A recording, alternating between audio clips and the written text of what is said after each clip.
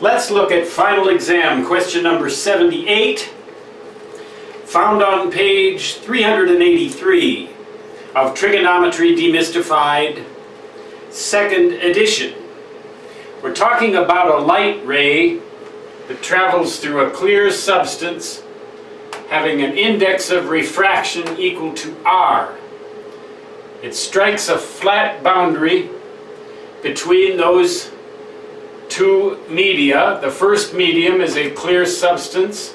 The second medium is also a clear substance with index of refraction S.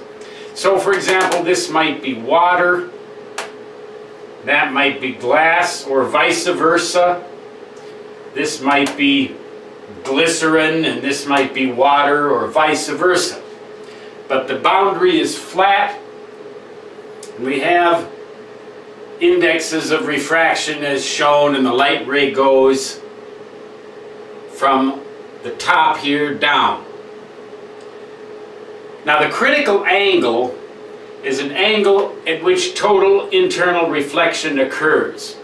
If this index of refraction is larger than this one, then there's a certain angle of incidence, that's this angle theta here. This is a normal line or a perpendicular line. The angle of incidence measured between the incident light ray and the perpendicular line. As we make this angle larger and larger and larger, this ray will move closer and closer and closer to the boundary itself.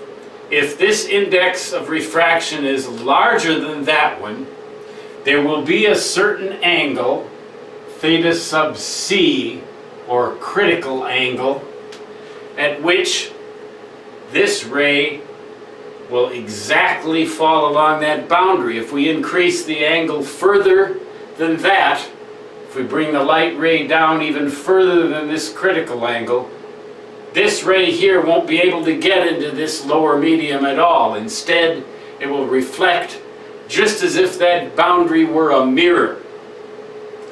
That critical angle can only exist, we can only define that if this index is greater than this one. That is, if the light ray goes from a medium having a higher index of refraction to a medium having a lower index of refraction. In other words, R must be strictly greater than S. If they're the same, we won't get any refraction or reflection at all. We'll simply have a light ray that goes straight no matter what the angle is.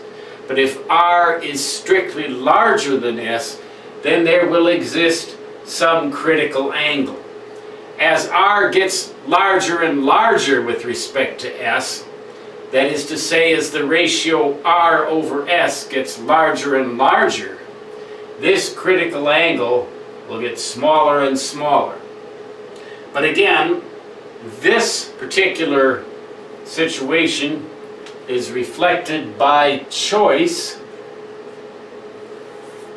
E. So that's the answer to this question.